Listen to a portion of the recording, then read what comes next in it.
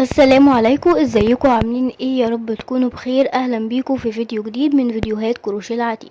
النهارده باذن الله في الفيديو الجديد ده هشتغل معاكم طريقه مفرش سرير.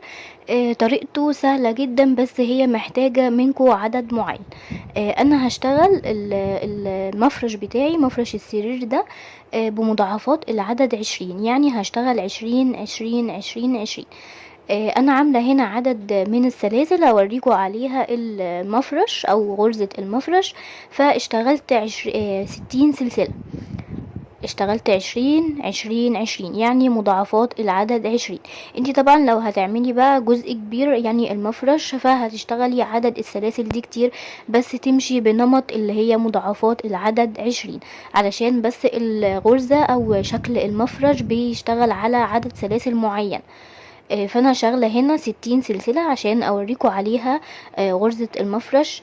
وبعد ما بتخلصي مضاعفات العدد 20 وتوصلي لعرض المفرش اللي انتي محتاجاه، هترتفعي سلسلة واحدة.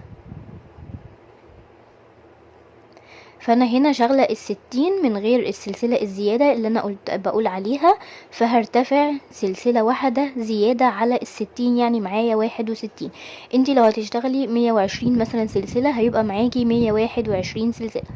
اول سطر هشتغله كله بغرزة العمود بلفة، وهشتغل في الجزء الخلفي ده الاجزاء اللي بارزة معايا دي هشتغل فيها العواميد بلفة. فهلف الخيط وهقلب السلسلة بتاعتي، وهسيب طبعا اول واحدة، التانية، التالتة، وهاجي كده في الرابعة. هدخل كده في الرابعة واعمل فيها عمود بلف. يبقى انا سبت 3 سلسلة وجيت في الجزء الرابع واشتغلت العمود بلفة بتاعي. وطبعا كل السطر هشتغل في الاجزاء الخلفية. هاجي هنا اهو وهعمل عمود، هلف الخيط، وفي الجزء اللي بصوا الاجزاء اللي بارزه معايا دي بشتغل فيها عمود بلف. فانا هفضل مكمله كده لنهايه السطر، هشتغل الاجزاء دي كلها اللي معايا فوقيها عواميد بلفه لحد ما اوصل لنهايه السطر وارجع لكم.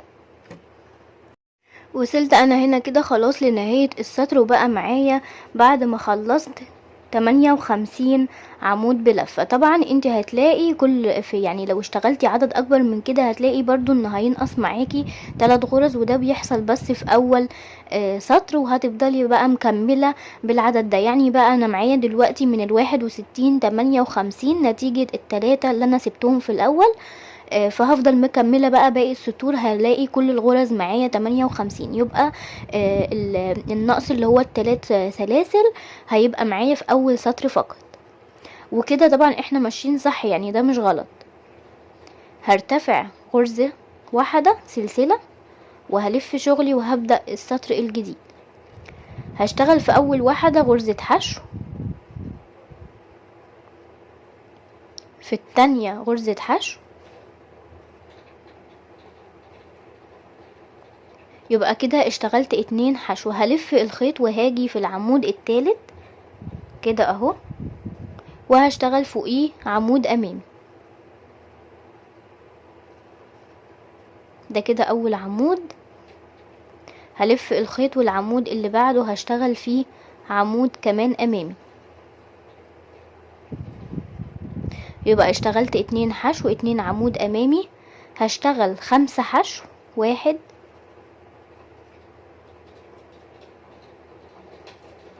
2 3 4 5. بعد ال5 حشو هرتفع سلسلة وهسيب عمود وهاجي في اللي بعده واشتغل 5 حشو، 1 2 3 4 5. هاجي بقى في العواميد من اول العمود اللي جاي ده وهبدأ اشتغل 9 عمود امامي على 9 عواميد. 1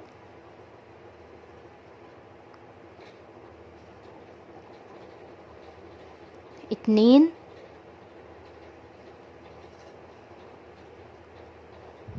3 وادي كده العمود الرابع 5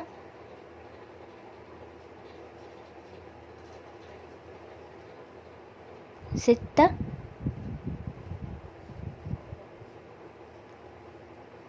7 8 9. يبقى اشتغلت 2 حشو 2 عمود بلفة 5 حشو سلسلة 5 حشو 9 عمود بلفة. هرجع اكرر تاني الجزء ده اللي بين العمودين والتسع عمود بلفة اللي هو 5 حشو سلسلة 5 حشو.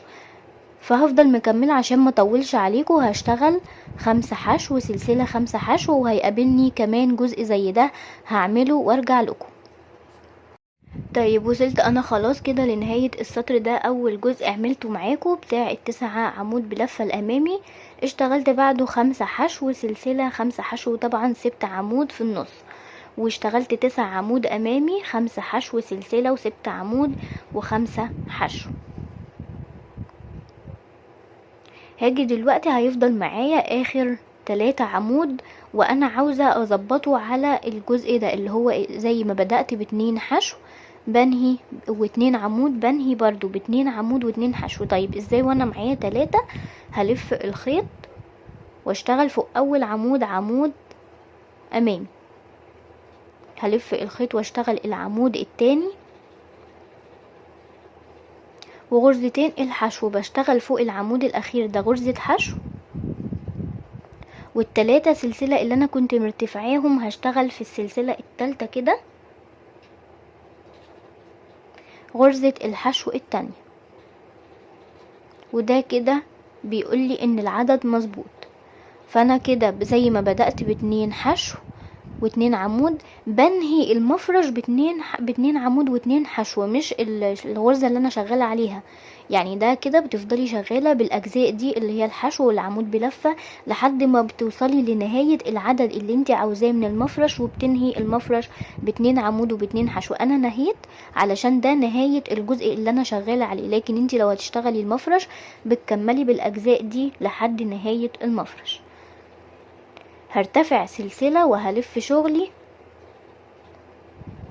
وهبدأ اشتغل فوق كل غرزة هتقابلني غرزة واحدة حشو 1 2 3 4. يبقى السطر ده كده السطر معايا السطر التالت هشتغله كله غرز حشو من غير لا تزايد ولا تناقص. فانا هفضل مكملة السطر بغرز الحشو لحد ما اوصل لنهاية السطر وارجع لكم. بس انا نسيت اقول لكم حاجة ان انا هفضل شغالة غرز الحشو وهاجي عند السلسلة اللي انا كنت شغلاها وسايبة ليها عمود هدخل كده في الفراغ بتاع السلسلة واعمل غرزة الحشو بتاعتي عادي وهبدأ بقى مكملة برضو فوق كل غرزة حشو غرزة حشو ولما تقابلني سلسلة زي دي هشتغل فوقيها غرزة حشو عادي. فانا هكمل واجي.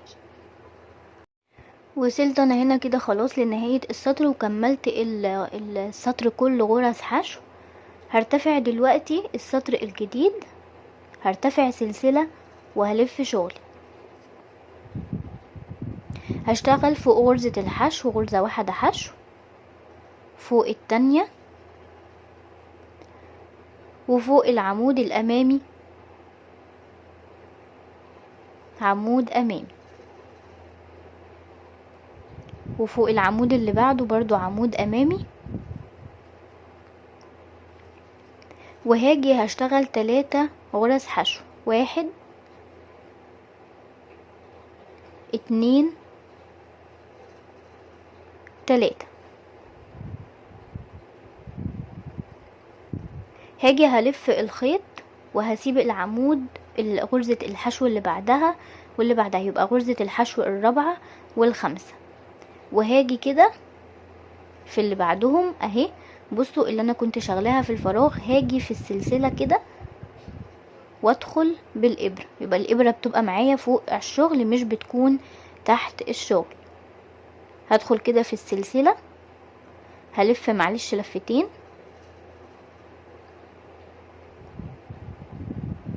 وهاجي كده بصوا اهو في السلسلة هدخل بالابرة. يبقى الابرة معايا بتكون فوق الشغل، وهسحب الخيط وابدأ اطلع من حلقتين حلقتين حلقتين. يبقى انا اشتغلت عمود بلفتين. هاجي بقى الغرز اللي انا كنت سايباها معايا كده ورا العمود، هشتغل منهم غرزة حشو،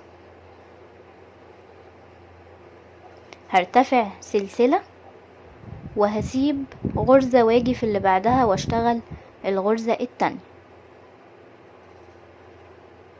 شفتوا انا عملت ايه؟ انا اشتغلت 3 غرز حشو، واشتغلت في السلسلة اللي تحت عمود بلفتين، ورجعت للغرزتين اللي انا كنت سايباهم، اشتغلت واحدة حشو، ارتفعت سلسلة، اشتغلت في اللي بعدها غرزة حشو. هاجي دلوقتي هلف الخيط لفتين على الابرة، وفي نفس المكان كده اللي عملت منه العمود بلفتين هدخل تاني في السلسلة واعمل كمان عمود بلفتين.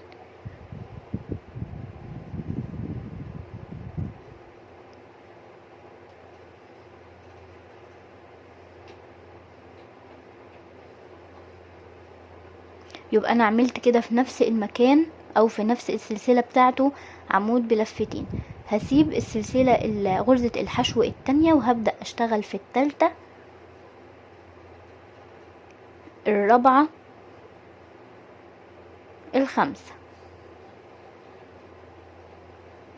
يبقى انا سبت 3 غرز حشو، غرزتين حشو، واشتغلت في التالتة والرابعة والخامسة. هاجي بقى عند الجزء بتاع ال9 عمود بلفة، هلف الخيط لفتين وهعد العمود الاول والتاني والتالت، وهاجي كده في الرابع وادخل واعمل عمود بلفتين.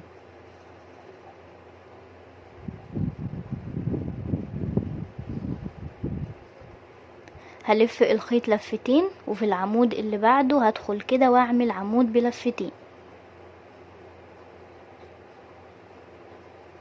هلف الخيط لفتين والعمود اللي بعده،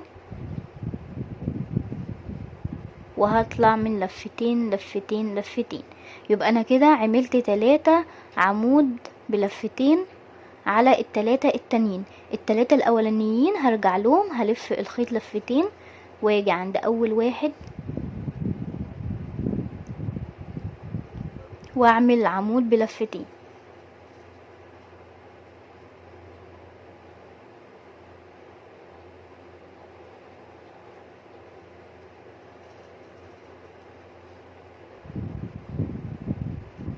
هلف الخيط لفتين والعمود التاني هعمل فيه عمود بلفتين.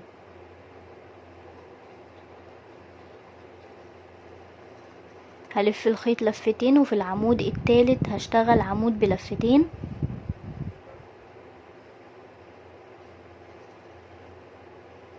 وهيتبقى معايا 3 عمود، هلف برضو فوقيهم وهشتغل عمود بلفتين. 1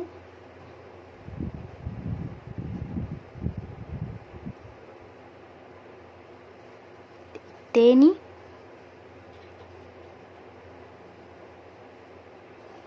العمود التالت. ده كده شكلها اهو. هو شكلها دلوقتي طبعا مش هيصغر غير في السطور اللي بعدها. هتقابلني مجموعة الحشو والسلسلة والحشو، هكرر فيها نفس اللي عملته هنا. هشتغل غرزة حشو 1 2 3. هلف الخيط لفتين وهاجي عند مكان السلسلة اللي انا كنت سايباها اهي من تحت كده، وهعمل عمود بلفتين.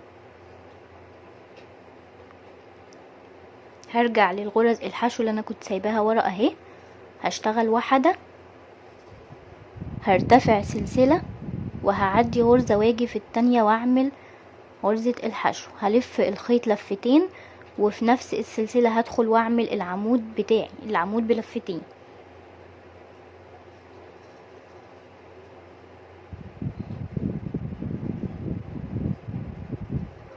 هفضل بقى مكملة بنفس الطريقة عشان ما اطولش عليكم. هكمل لنهاية السطر وارجع لكم.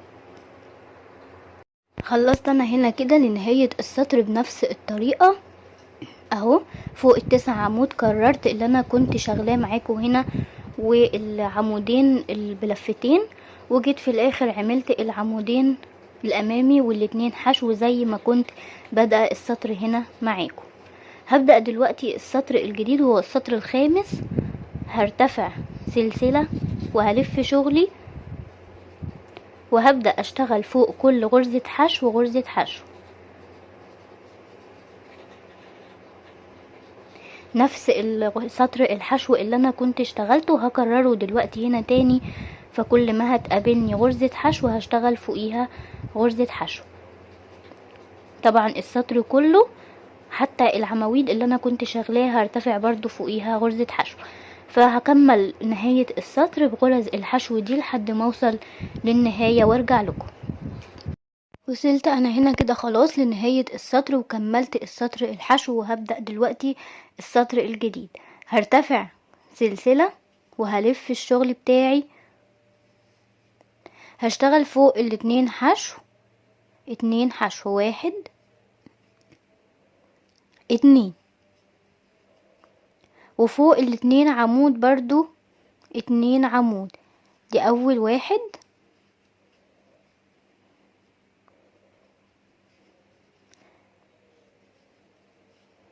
العمود التاني. هشتغل 3 حشو، واحد، اتنين، 3، وهلف الخيط لفتين وهكرر تاني نفس العمودين اللي هما بلفتين دول في السلسلة برضو. هاجي هنا كده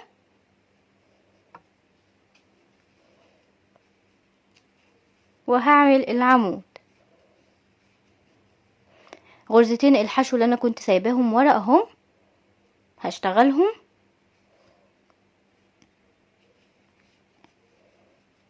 دي واحدة. هرتفع سلسلة وهسيب غرزة واشتغل في التانية. هلف الخيط لفتين وفي نفس السلسلة هدخل وهعمل العمود بلفتين. هسيب غرزتين حشو وهاجي هشتغل ال3 اللي بعدهم، واحد، اتنين، 3 اهو. بصوا ده شكله اهو هيبدأ يظهر معايا وفي السطور اللي جاي. هاجي بقى في الاجزاء دي هشتغلها كلها عواميد امامي. هلف الخيط وتحت وفوق كده اول عمود هشتغل عمود امامي، العمود اللي بعده امامي وبشتغله عمود بلف.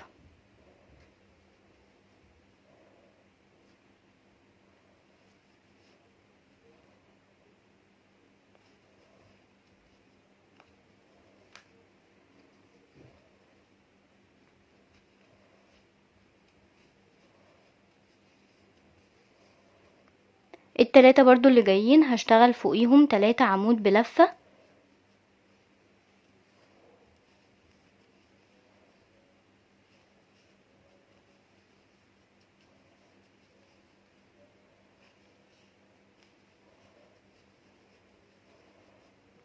وال3 برضو دول عمود بلفة.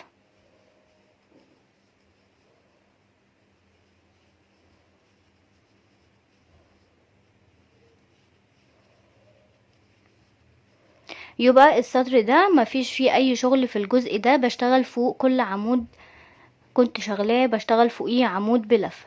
هكمل كده بنفس الطريقة كده لنهاية السطر اللي هو هنا، وهعمل عمودين بلفتين زي ما اشتغلت هنا وهاجي في الجزء ده هشتغل برضو فوقيه عواميد بلفة كده زي ما انا اشتغلت. وهنا برضو اهو هعمل الاتنين عمودين بلفة وفي نفس الطريقة.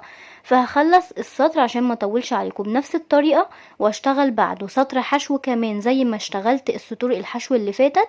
فهخلص السطر ده واشتغل سطر حشو وارجع لكم.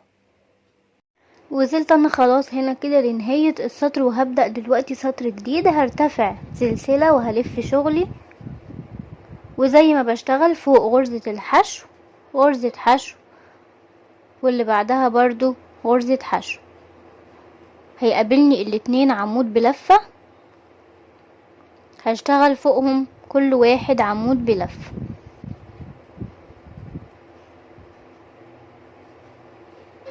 يبقى دول غرز ثابتة معايا كل سطر. هشتغل 3 حشو، 1 2 3. هلف الخيط لفتين على الابرة، وهدخل اعمل تحت العمود كده، معلش بعتذر. هاجي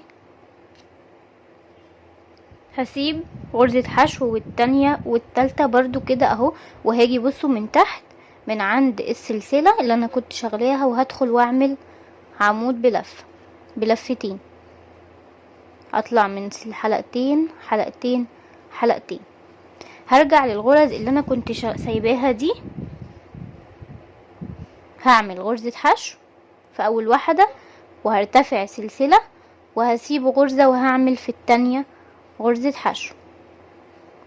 هلف الخيط لفتين، وفي نفس السلسلة هدخل واعمل العمود بلفتين بتاعي.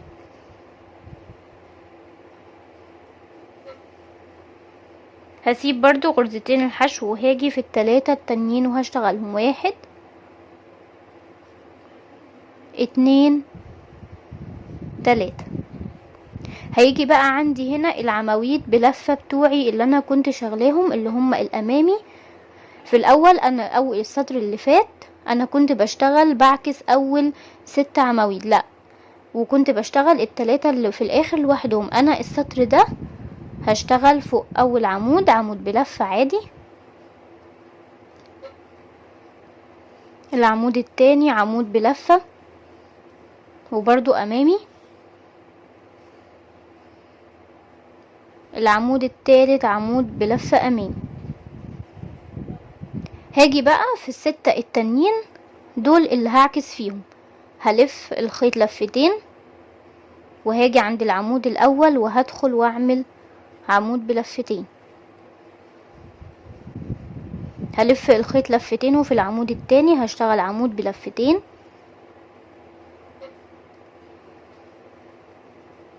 هلف الخيط لفتين وهشتغل في العمود التالت عمود بلفتين. يبقى السطر اللي فات اللي هو اللي انا كنت بعكس فيه عكست اول 6 عواميد، التلات عواميد التانيين اشتغلت فيهم عادي. المرة دي بعكس في السطر ده، بشتغل التلاتة عادي وبعكس ال6 الاخر. طيب بعد ما اشتغلت التلاتة عواميد دول هرجع اشتغل التلاتة اللي قبلهم بس من ورا العواميد بتاعتي كده، مش هشتغل من الامام. فهلف الخيط لفتين على الابرة، وهنزل كده بالشغل بتاعي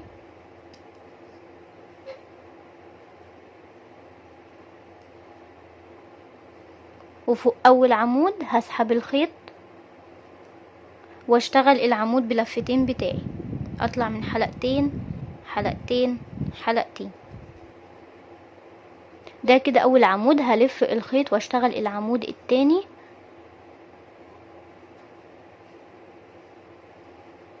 واطلع من حلقتين حلقتين حلقتين. ده كده العمود التاني. هلف الخيط واشتغل العمود التالت.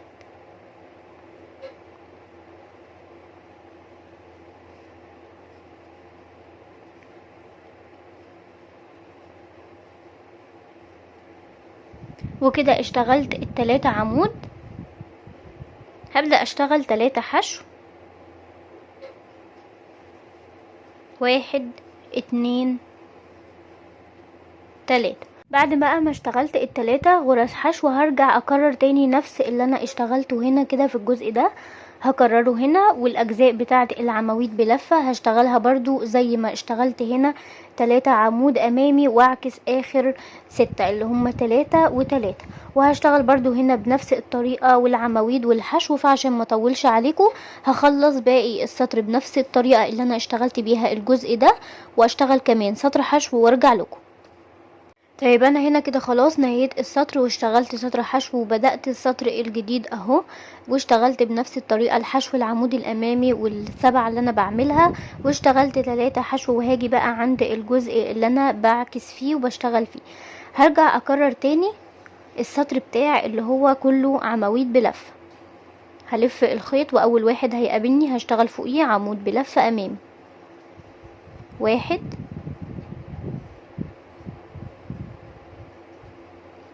2 3،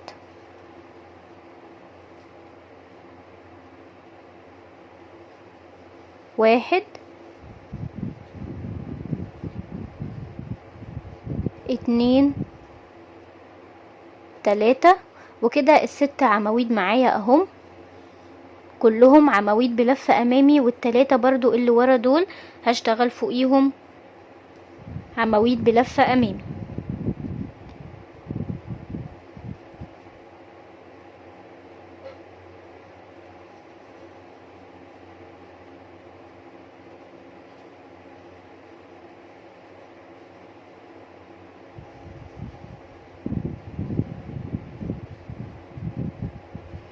يبقى سطر بيبقى فيه بشتغل فيه عكس، وسطر بيبقى كله عواميد امامي. هكمل بقى برضو بنفس الطريقة دي كده ل3 حشو، 1 2 3. وهكرر برضو طريقة العواميد بلفة اللي انا بشتغلها هنا، وهشتغل برضو هنا زي ما اشتغلت هنا في الجزء ده كلهم عواميد بلفة امامي. فهكمل السطر واشتغل سطر حشو وارجع لكم. طيب انا خلاص هنا كده خلصت السطر واشتغلت سطر حشو وبدأت السطر الجديد، وهاجي عند الجزء اللي انا بعمل فيه العكس. السطر اللي قبل سطر العواميد انا عكست اخر 6، المرة دي هعكس ال6 الاولانيين زي السطر الاول خالص. فهاجي هسيب الاول والتاني والتالت، وهاجي كده عند الرابع وادخل واعمل عمود بلفتين. ادي 1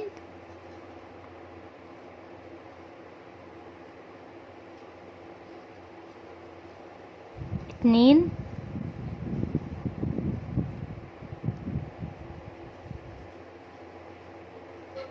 3.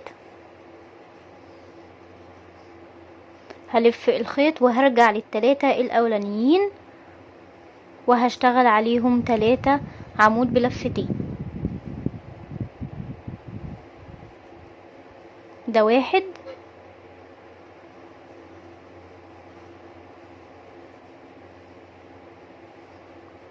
2 3.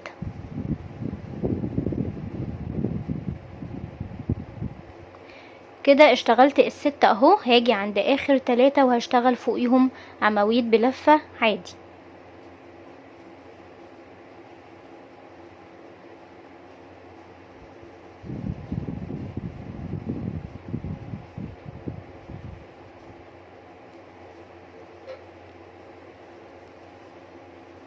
يبقى انا الاجزاء اللي معايا دي بتكون ثابته كل سطر، اللي بيكون فيها تغيير الجزء بتاع الضفيره ده والجزء بتاع الضفيره ده.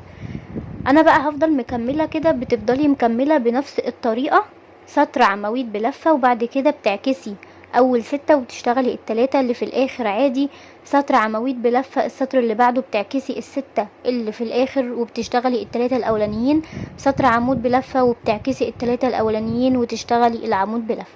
وطبعا بين كل سطر وسطر بتشتغلي سطر حشو. فانتي بتفضلي مكمله المفرش بنفس الطريقه دي وبنفس طريقه الضفيره اللي انا اشتغلتها دي لحد ما بتوصلي للطول المناسب للمفرش اللي انتي عايزاه حسب السرير اللي انتي بتشتغليه. وبتنهي المفرش خالص. بعد ما بتخلصي بتنهيه بسطر واحد عمود بلف. حابه تسيبي المفرش كده ساده عادي، حابه ان انت تعملي له شراشيب من الجنبين برضو عادي، اللي يريحك. الشراشيب دي اختيار. فدي طريقه عمل المفرش. انا كده خلاص خلصت. بتفضلي طبعا مكمله بنفس الطريقه اللي انا وريتك بيها دي لحد ما بتوصلي لطول المفرش اللي انت عاوزاه. كده خلاص خلصت. يا رب تكونوا استفدتوا من الفيديو. ما تنسوش تعملوا لايك للفيديو لو عجبكم، وتفعلوا زر الجرس عشان يوصلكوا كل جديد، وتشتركوا بالقناه.